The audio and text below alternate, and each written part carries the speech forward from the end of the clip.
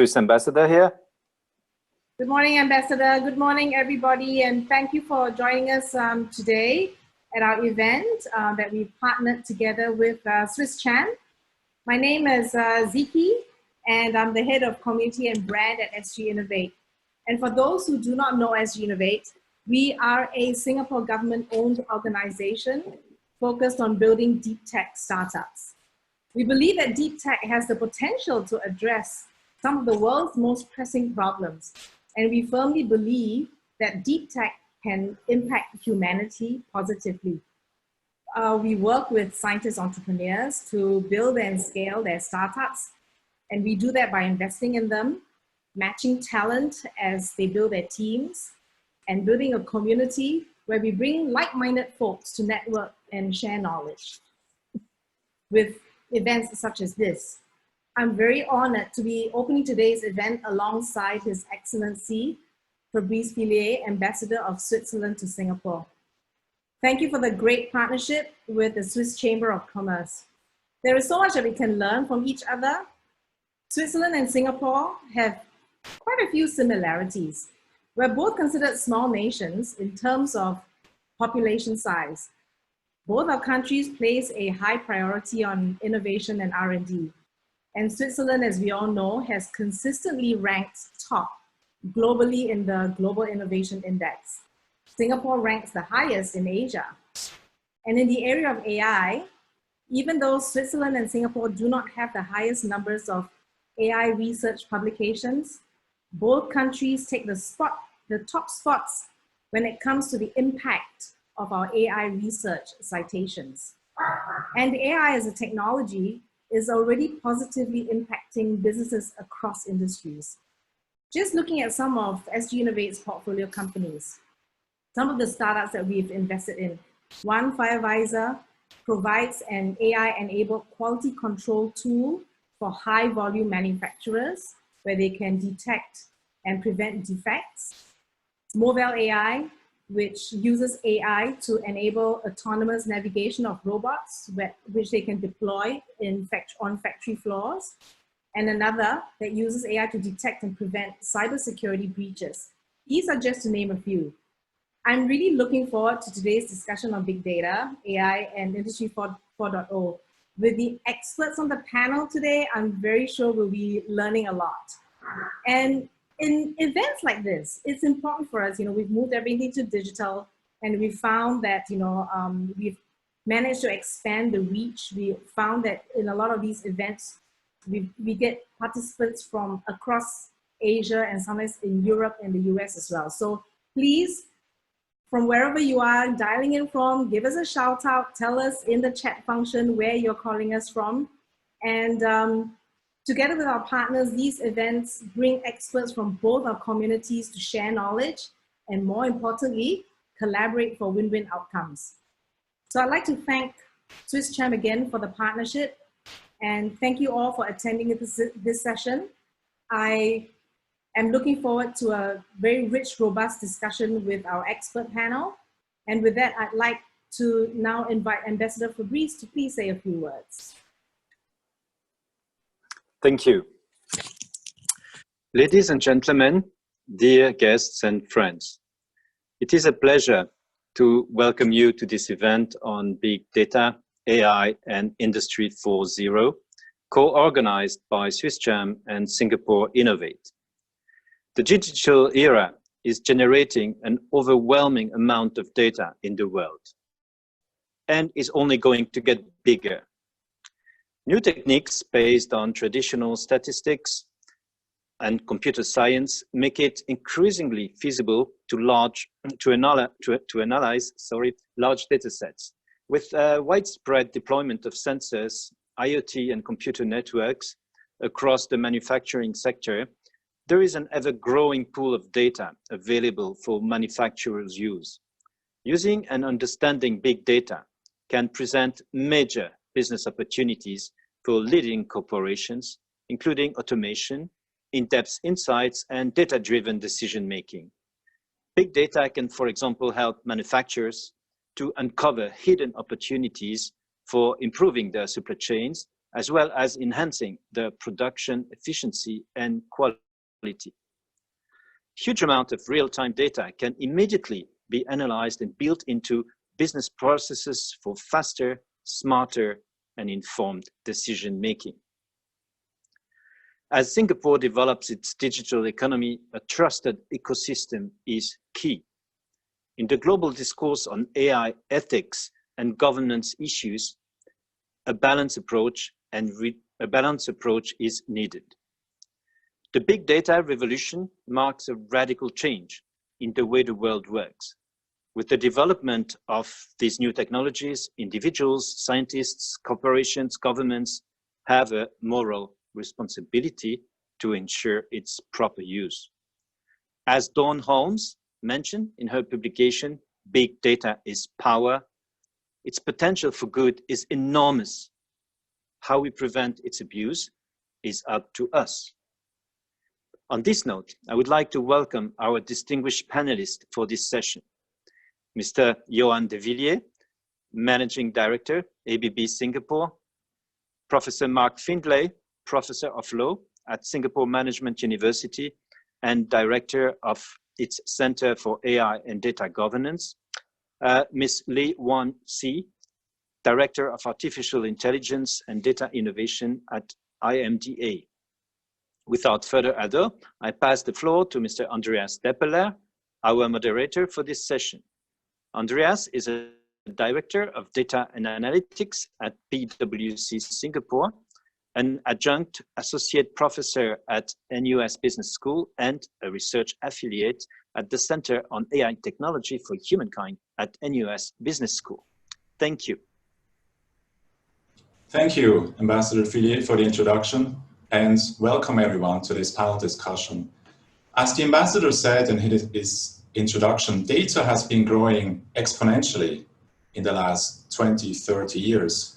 And you might wonder, where does all of that data come from? Well, a lot of it comes from us humans, the way we interact with technology and the digital world, for example, through social media, through the devices and the sensors that we carry around. But it's more than that. In fact, industrial firms like GE, Siemens, or ABB have also started to digitalize their businesses and are now equipping their products, think of generators, motors, industrial robots, with sensors. And these sensors produce high volumes of data 24/7.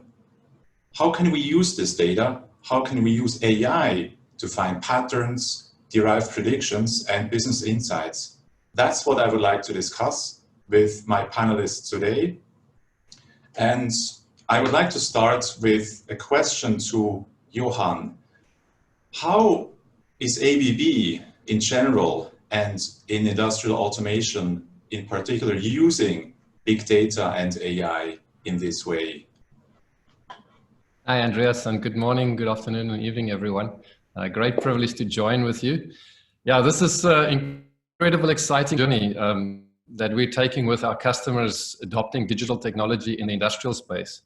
And the big driver is to improve productivity, to improve efficiency, to improve safety, and to lower the impact on the environment as we search for growth and to serve our customers better.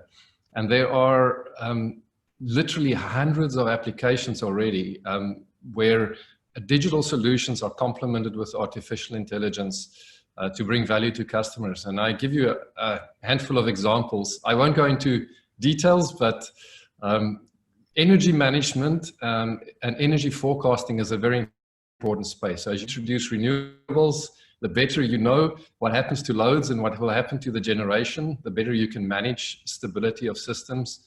And very importantly for customers, make benefit of time of use tariffs and things like that.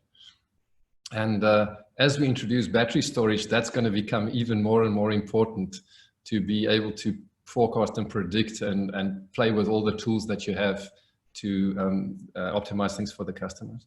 Second one is in robotics. So there are a massive range of possibilities in warehouse automation if you are able to deal with a greater variety of products and for robots to be able to identify and then pick and place equipment. So we've got a very exciting project right now with a startup where we are looking at a fully autonomous warehouse solution, basically a pick and place solution. So with video analytics, fancy gripper on the robot.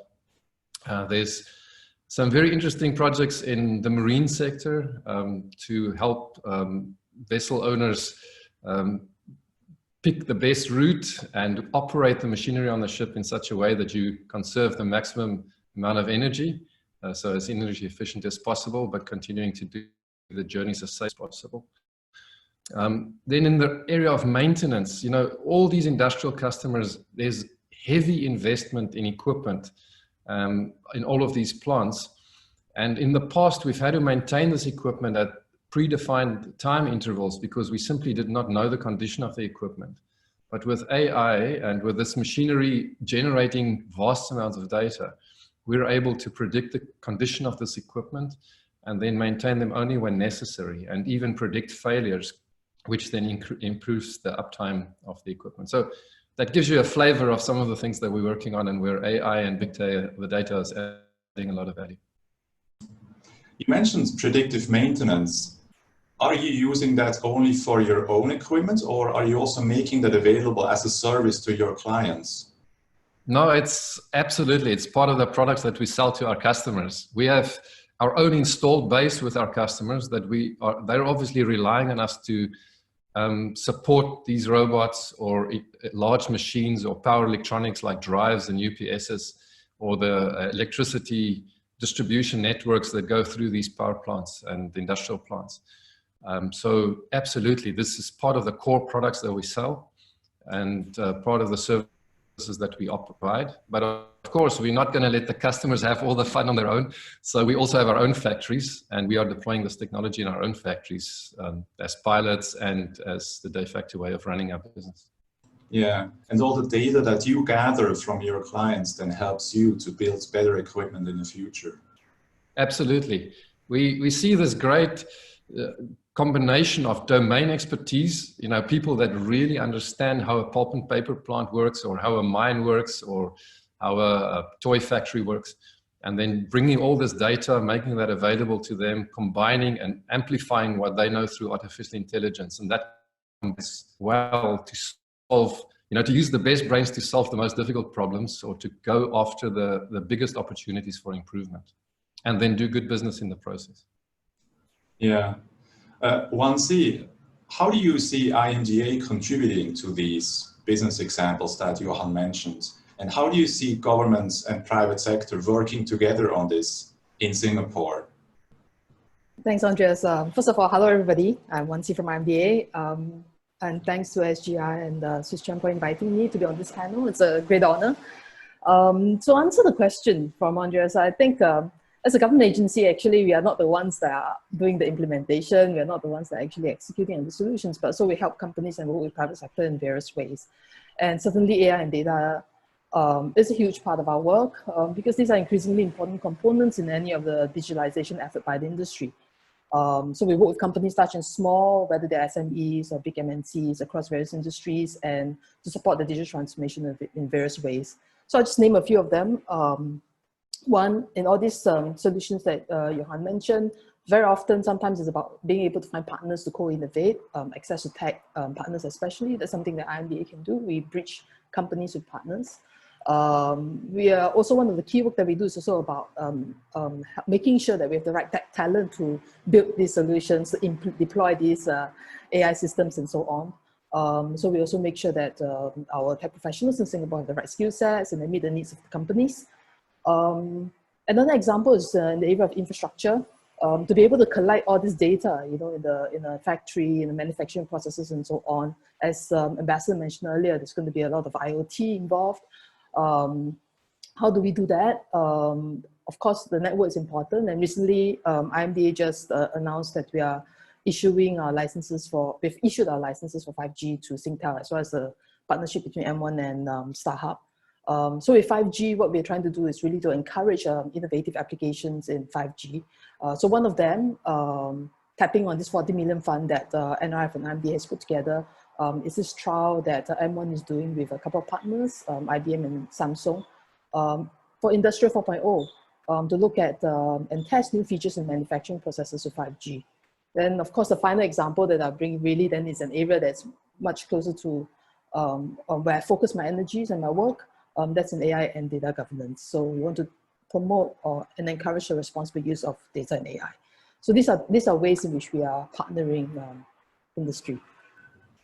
Yeah, it's good that you mentioned 5G, because I think many people, when they hear about 5G, they think it's about faster downloads on their mobile phones and streaming. But in fact, the main applications for 5G, as I'm sure Johan can confirm, are in industry.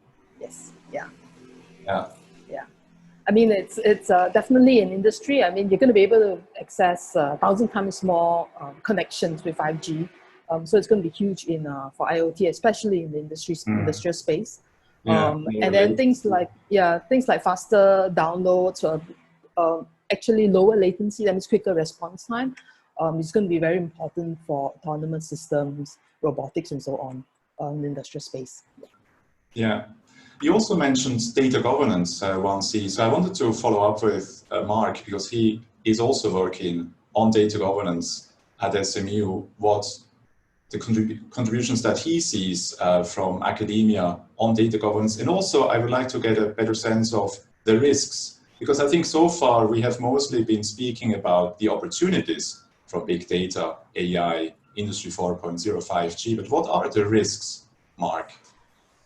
Thank you for the connection, and thank you for the introduction.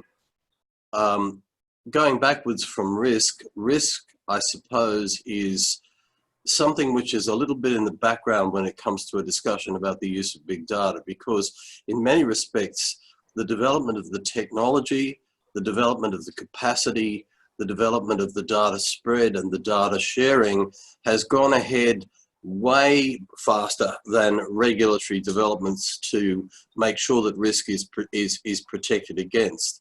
Now, the government in Singapore set up our centre, I think, primarily because it realised that while it wanted to stimulate the development of AI, the use of big data, they were concerned that in doing that there were risks not just to the protection of personal data, but to the whole system itself if it's not effectively regulated.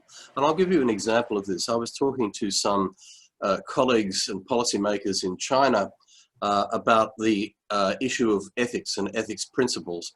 And the Chinese are not notoriously concerned about ethics when it comes to questions of human rights, but they're certainly concerned about ethics when it comes to data integrity. And so there was a big discussion in the session that I was involved in about how does ethical compliance produce better data. Now, my concern is not just about the quality of the data, but also the way in which the data is used in an open and explainable way. And I'll just give you a very quick example of this. In many platform economies, for example, the participants in platform economies, whether they are deliverers, drivers, customers, are producing secondary data, and they're producing the secondary data which is being commodified and sold. And yet in many situations, the participants, the creators of that data, if you like, know nothing about it at all. And therefore, the idea that data is being produced and made available for a whole range of different uses, which originally the data subject never intended, are quite profound questions when it comes to trust, confidence. And if we don't have that trust and confidence, then much of the innovation that we want to put forward will be slowed down. The perfect example of this is private hire vehicles and autonomous design. Now, we're perfectly happy in Singapore to get on to an autonomously driven train, but because of the accidents that occurred in the US in relation to the Uber experiment, people have this belief that autonomous vehicles are unsafe. So perception can produce situations where innovation is under threat. So I wanted to ask you about your opinion. You mentioned the need for trust and confidence in automation, big data, AI, analytics.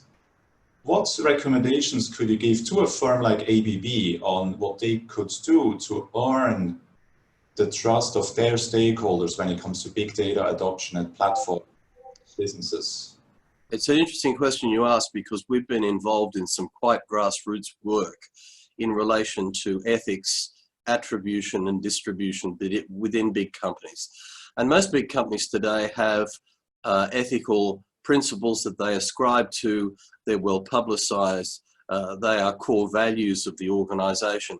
And yet the question is, do they actually seep down to the project floor, to where the teams are doing the work, in order to overcome, say, things like market pressure or client expectations? So the two things that I would say for any company, no matter how large or small, firstly, you need to ask questions about, are the ethical principles that we rely upon in terms of data use and the development of AI applications, are they getting down through the system so that those participants in the system feel comfortable to utilize them? And do we have an open door policy where young designers, young AI professionals can actually talk to managers, senior managers, about the pressures that they find themselves under in terms of the price of the product, the client expectation and whatever? Because remember, when we're dealing particularly with AI development, it's a chain. And it ends up in somebody's hands, and that customer needs to be confident that the product that they're using has been, if you like, certified through an ethical process. The final thing that I would say is that it's important to remember ethics is not the entire solution. There are lots of other regulatory concerns that we need to examine, and to simply assume that a nice system of ethical principles will overcome the challenges we face in the use of data is asking too much of ethics. Yeah, and Wansi, when you hear this, you can probably confirm that, because IMDA put out the Model AI Governance Data Framework, or Governance Framework, this year, which wants to go beyond just being yet another ethics frameworks, and wants to put in place or recommend measures that companies can put in place to build or adopt trusted AI, right? Yes, exactly. So thanks for that, Andreas. I think we wanted to just take the topic of AI ethics from a principle level to go into some practical implementations that companies can consider, such as, how are they setting up the internal governance mechanisms, how are they looking at risks, how are they looking at the kind of AI models that they want to adopt, when do they need to include humans in the decision-making process, as well as how do they engage customers when using these AI systems, especially communicating with the customers and letting them understand that the data is being used. In the case of, let's say, a chatbot or recommendation engine, letting them understand that they're actually interacting, for example, with an AI system, and what are then their recourse if they need, to be able to look for help. Yeah. So the model governance framework just provides a set of guidelines. It's voluntary. It's really just for companies to be able to identify some areas that they want to look into. We encourage companies to use it because it's a framework that we change and update every year based on feedback from the industry. So it's co-developed with the industry. As much as we put it out there, there's no way we could have gotten where we are without the input, the feedback, suggestions from the industry, as well as them trying out all these different parts of the framework and then giving us suggestions on how we can make it better.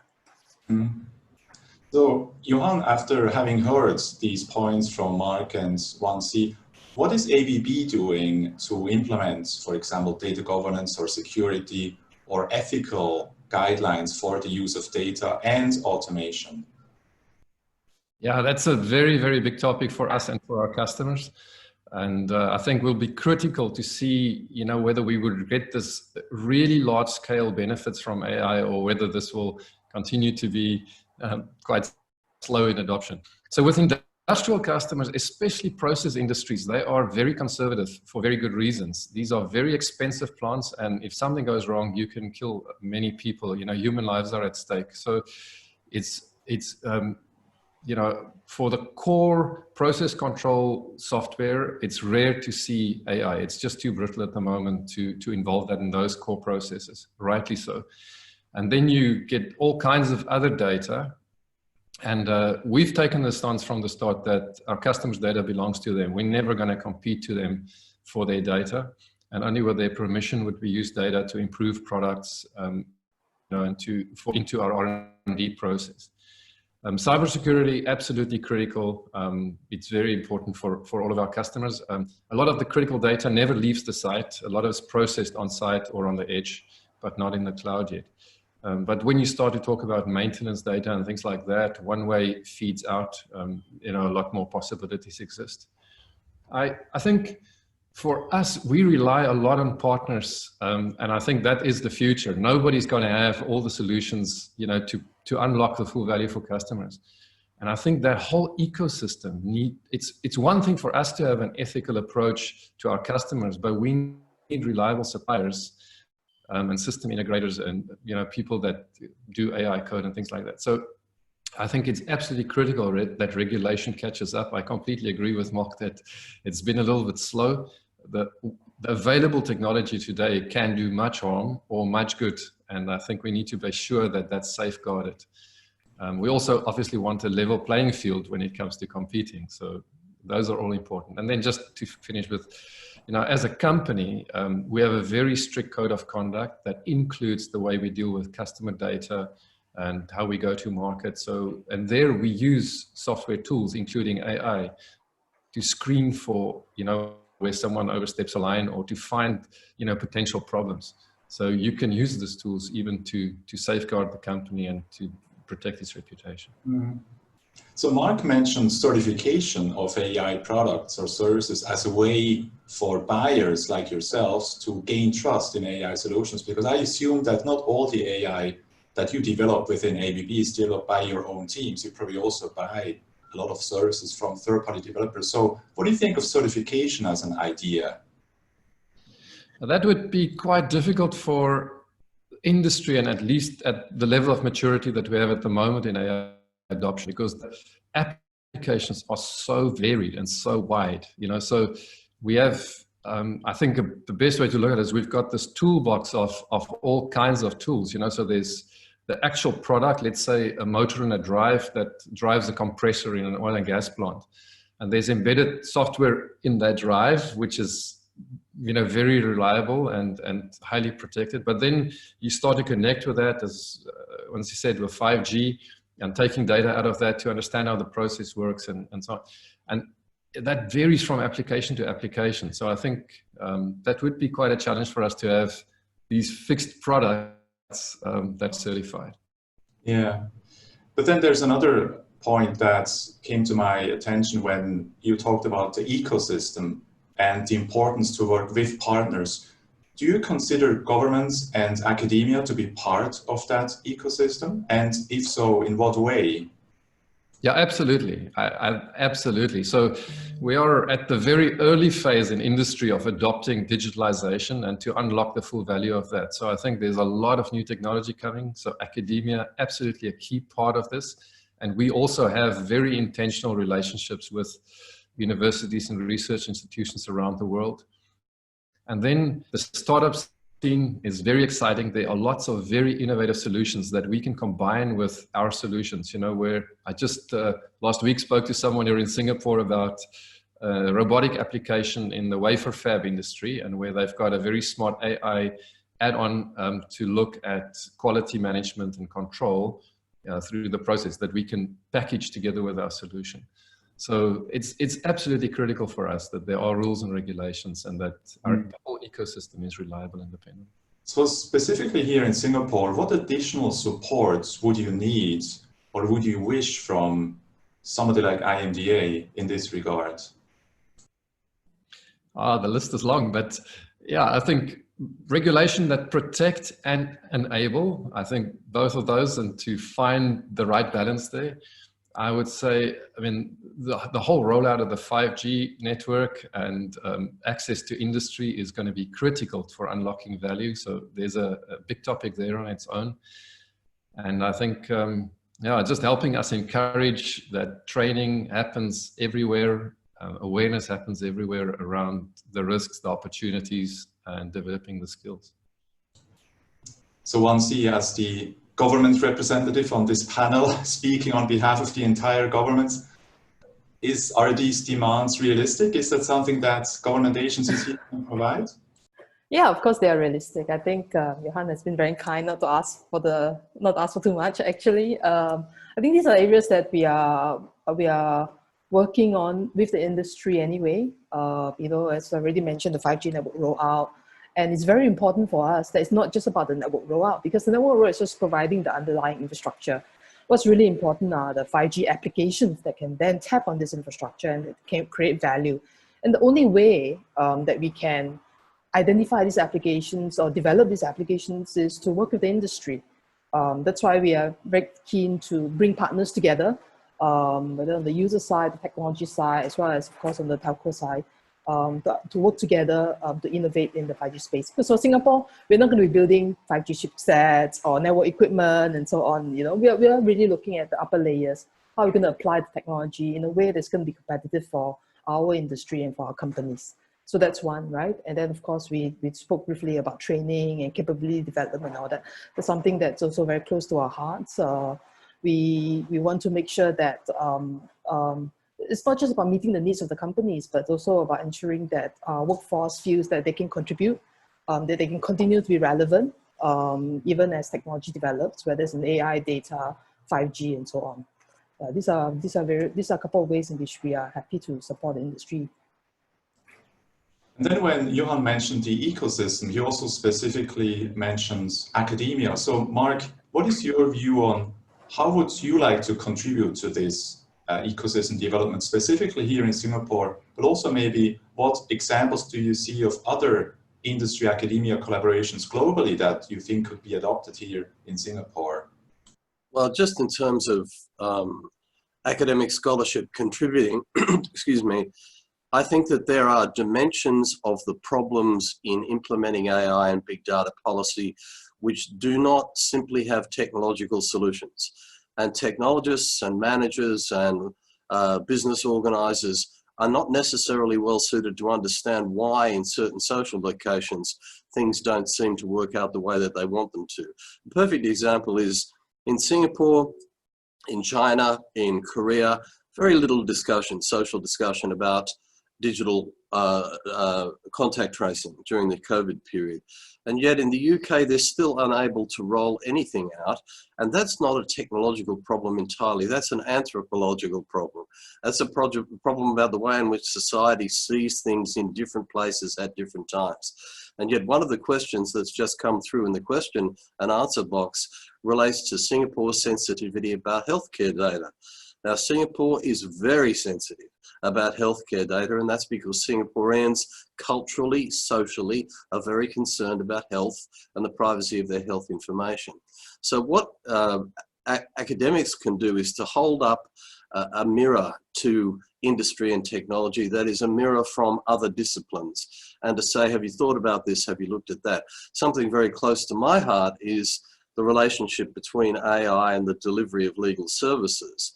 And one of the I think one of the fiascos in the introduction of AI has been this rush towards smart contracts, which are incredibly limited basically because the technicians, the algorithm designers don't understand, firstly, that 95% of all contracts are performed. It's only 5% that are in breach. And secondly, lots of lawyers want flexible, uncertain terms. Now, this is something that an algorithm designer or a technologist is not going to understand unless the academic forms the bridge between those two languages. And that's what I think we're trying to do. Yeah, thank you. I think you're making a very good point there. And in fact, smart contracts are also becoming a big topic in the blockchain community.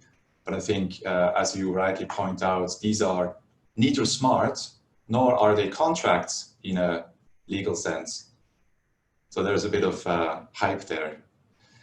Anyway, let's talk about Industry 4.0 for a few minutes, because we haven't really spoken about that yet. It's another one of those big words. In fact, when I first came across the term Industry 4.0, I thought it was another one of those buzzwords that management consultants are so fond of inventing, but it's not. It turns out that it was invented or introduced in 2001 actually by an agency of the German government, and then used for the Hanover Trade Fair. And the way they define it is they see a manufacturing system where the machines and the objects that are created on these machines are working together, are connected, not just connected, but they actually communicate with each other.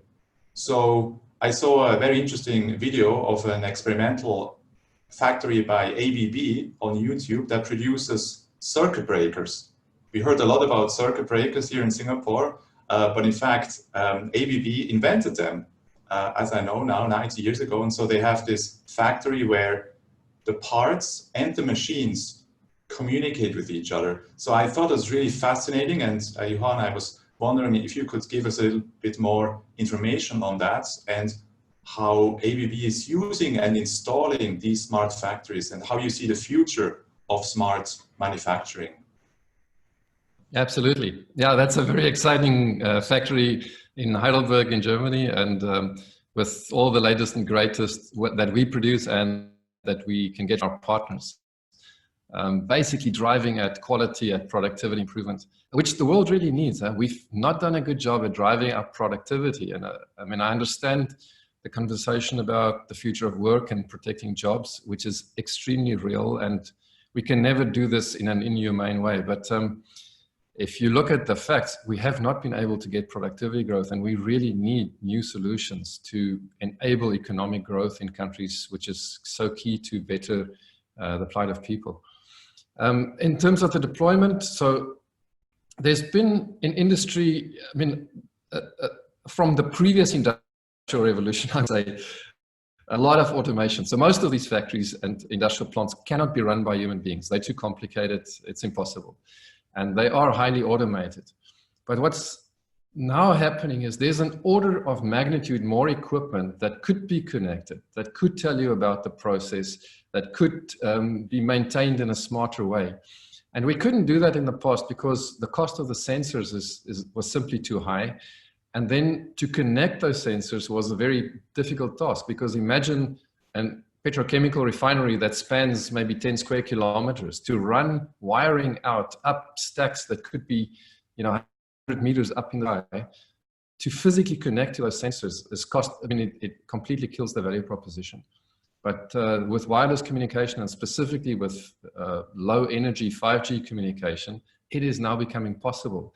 So we will see an enormous increase in connected devices from industry producing data and helping us to better operate these plants and factories. So, and the beautiful thing is that when you talk about smart factories, I think a lot of customers are scared that this is a large investment. They have to scrap everything they've got and start with new. But the beautiful thing is, with the way this is coming together, there's of little that you can do step by step to build up towards what you can really call a smart factory that's making use of all the available opportunities. So I would encourage customers to take a step, talk to someone at SGInnovate or one of the suppliers, and start exploring, start getting a feel for the improvements that you can make. And that is what Industry 4.0 is about to me, is this transformation. Every single factory, no matter where they are, can do something that'll improve their process, and where I'm absolutely confident there's a business case and a proper payback for that. So a really exciting time. I mean, I can talk about the potential of lowering the environmental impact, and that we can run this world without consuming the earth, and which is so critical. And again, we need technology, we need even better systems to make facts and data available so that we can go after the low-hanging fruits, which is plenty. So all the smart factories that are now installed, as far as I can see, are experimental facilities.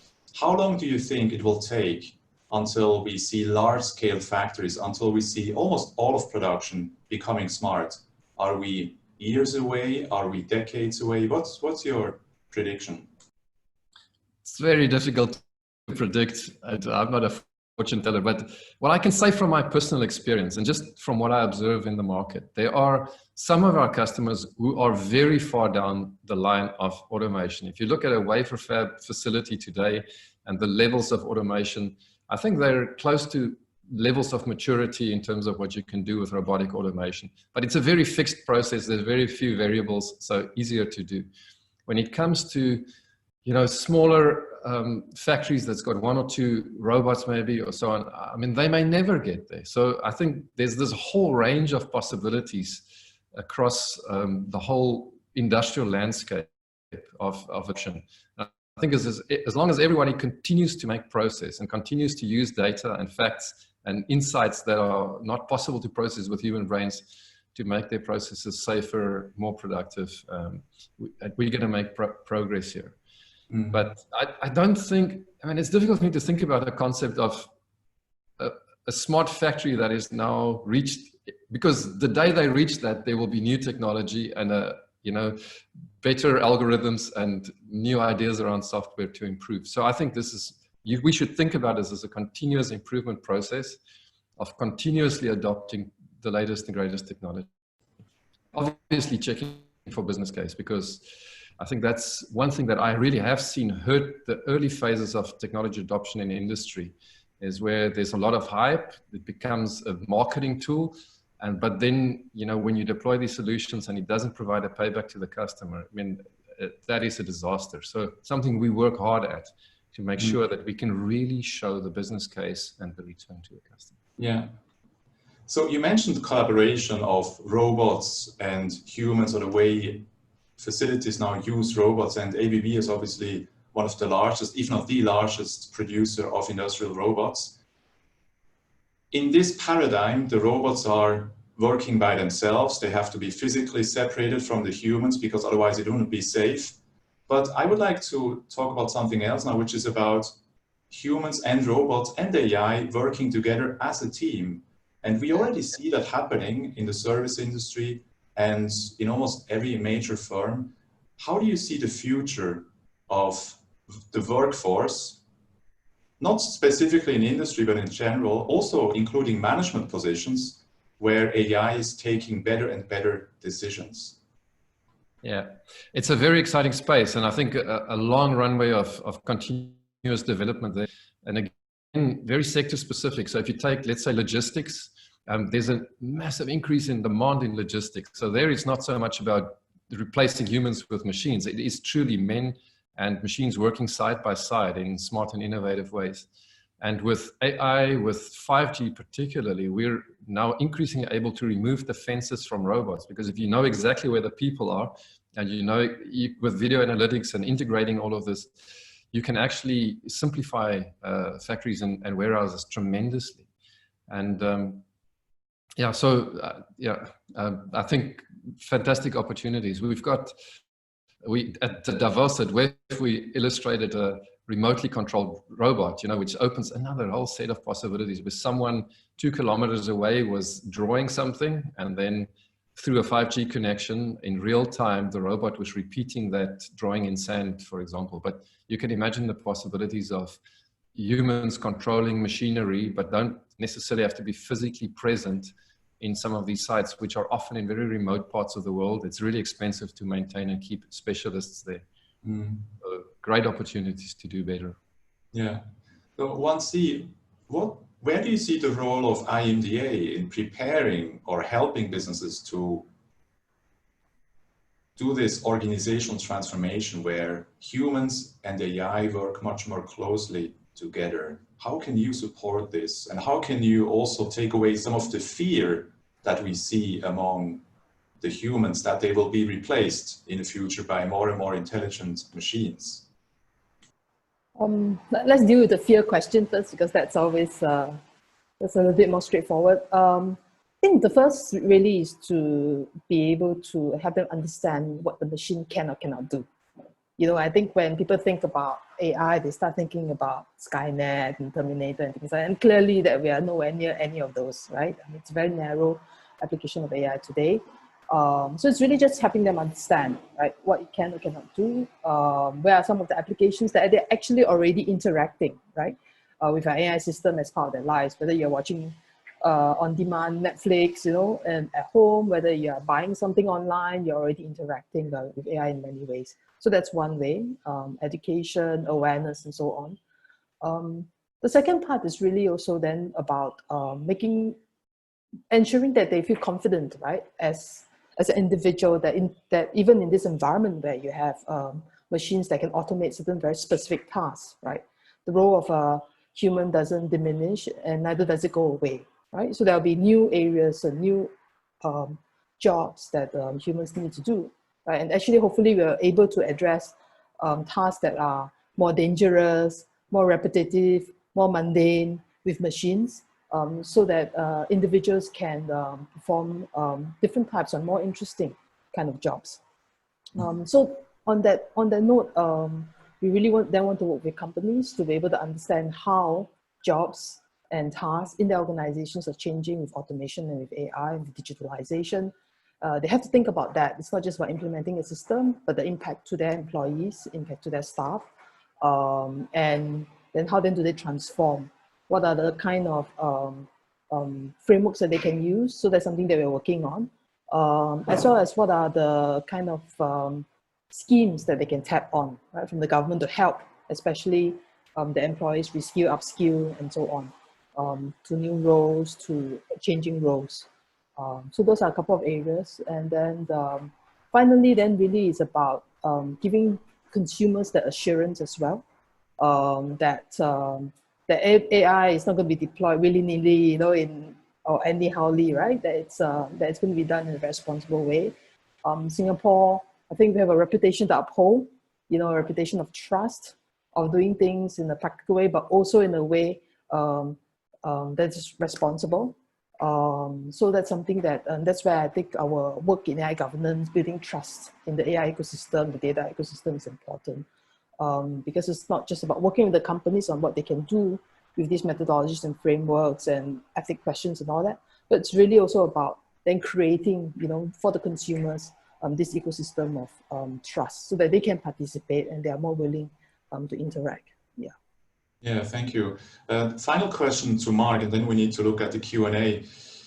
How do you see academia contributing to this discourse on augmentation versus automation, and what kind of interesting approaches do you see in your field for studying human-machine collaboration in organizations? I think what academic research and scholarly research can do is to ask the big questions, the questions which perhaps someone who's running a company or somebody who's involved in HR or whatever cannot necessarily ask because of the limits of their role. A good example would be that there is no doubt that humans will be displaced in certain areas by the introduction of more machinery. And if that's going to be the case, then we need to ask some big questions, like, should this happen in all situations? Are there some areas, in fact, where human involvement, even if it's more expensive and it's slower, just has to be there? The second issue, I think, which is important, is if we're dealing with something like displacement, we have to be honest and we have to also be preemptive. So my view would always be that if an industry, an organization is moving to downsize its workforce, then it must work with its workforce before it downsizes. So that you've got a situation where the human and human values, let's say human benefit, is prioritized, because as much as it's a hard thing to realize, that economic priorities and social priorities do not always balance. And in some situations, many of the big platforms now have realized this, that if we're going to make a decision about AI for social good, it may mean that in some respects, the dollar is perhaps a little lower in the order of measure than the quality of human life.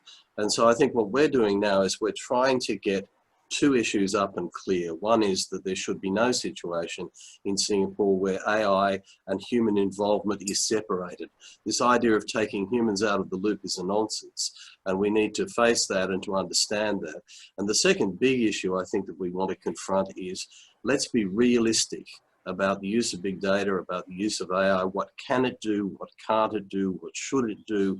What shouldn't it do? And make some decisions between industry and government that might be difficult decisions, but are decisions made on the basis of what is best for the citizen rather than necessarily always best for the economy. Yeah, it almost makes me sad to kind of starting to end this discussion, because I think we could probably go on for another 2 or 3 hours, but we also have to look at some of the Q&A for a few minutes. And I found one, and please have a look as well at the questions we have. I found one directed to Johan. The question is, does ABB have a corporate venture capital program or an accelerator program or something that allows you to draw in deep tech or new technologies, especially in the Asia Pacific region? Yes, we do. So that's a very key part of partnering for technology. We've got several recent examples. If you Google via artificial intelligence, you'll see 2 or 3 of them of companies that we've worked with through this venture capital fund. And we've got a team based out of India that also look at this part of the world. We'd always like to do more. I think there's a lot of opportunities. But then, okay, that's the venture capital part. As I said, every single month, I make sure that I connect with some startups here in Singapore to get a sense of what's happening on the ground. And we frequently try, to partner with them, see, when we roll out solutions to customers, how can they complement, how can they strengthen the value proposition? So I think it happens at different levels, but a key part of the ecosystem, especially when it comes to digitalization and AI. Thank you. I see another question that is directed to 1C, and the question is, Singapore is a high-cost labor market, and now as a result of COVID-19, we see a very severe economic recession happening that will probably take years to recover. So how do you see technology, AI, big data, perhaps even smart manufacturing, Industry 4.0, helping Singapore to recover perhaps a bit faster?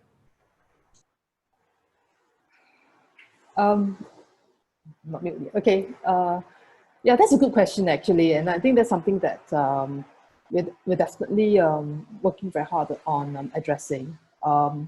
We see COVID-19 also as an opportunity. I mean, I had to use that word in light of COVID-19, right? But it is an opportunity also for companies to start thinking about how can they digitalize more effectively.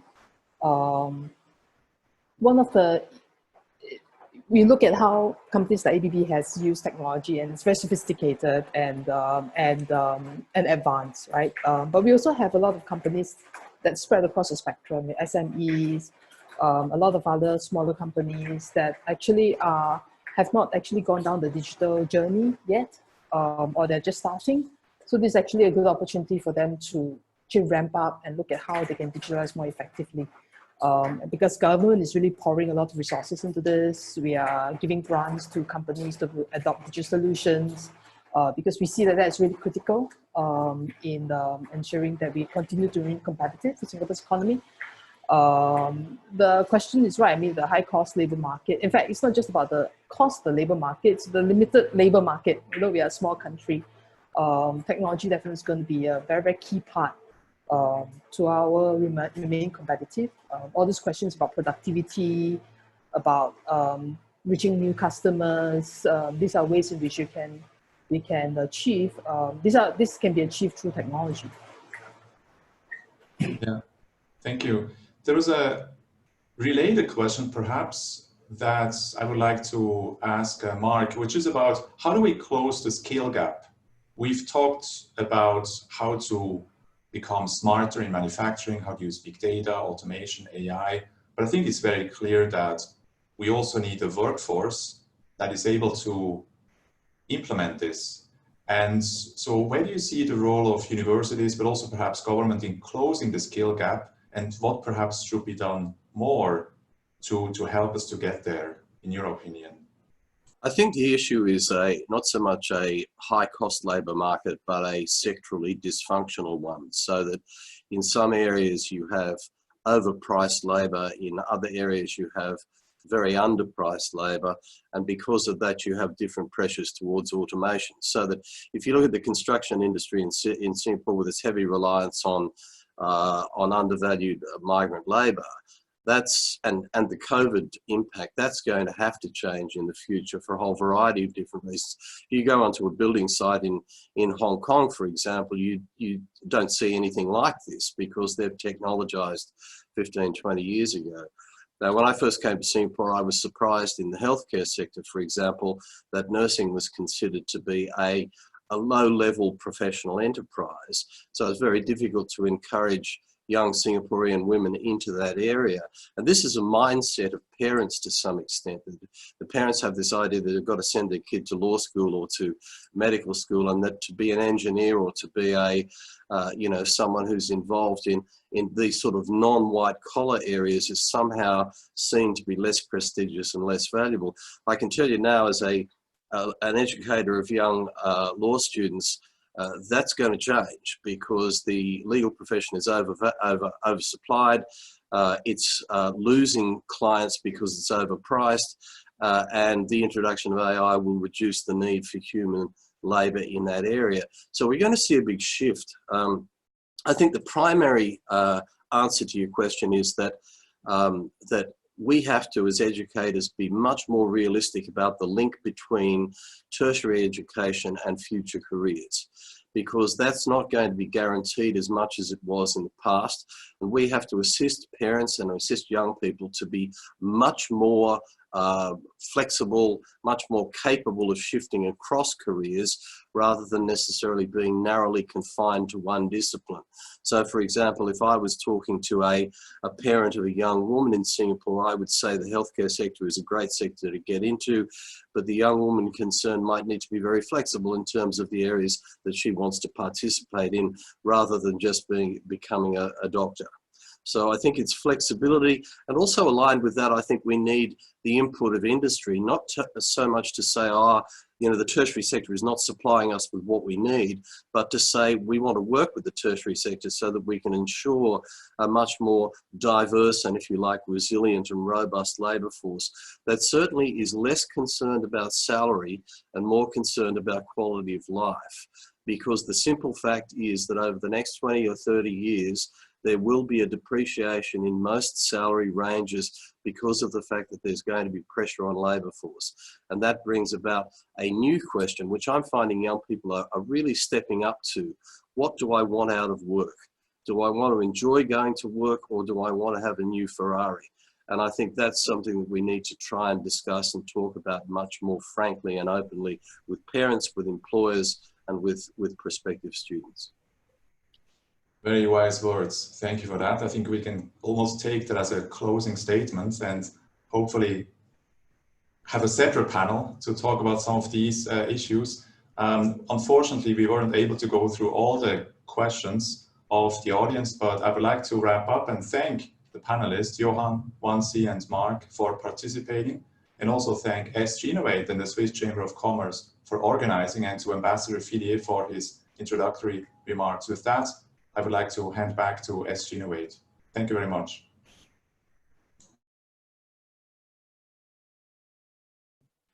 Yeah. Thank you, Andres.